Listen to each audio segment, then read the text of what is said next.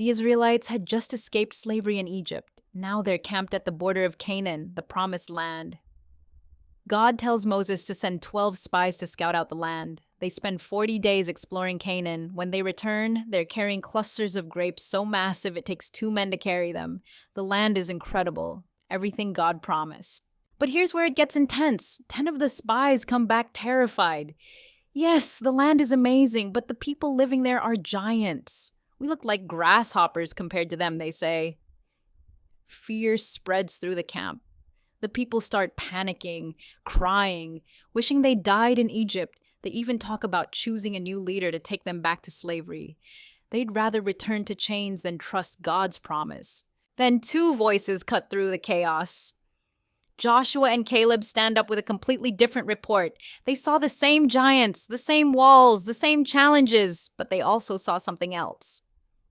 God's promise. Caleb boldly declares that they should go up and take possession of the land because they can definitely do it. Joshua backs him up, reminding everyone that if God is pleased with them, he'll lead them into that land. The land is exceedingly good. Don't be afraid of the people there. God is with us. But the crowd isn't having it. They're so angry at Joshua and Caleb that they talk about stoning them. That's when God intervenes. Consequences.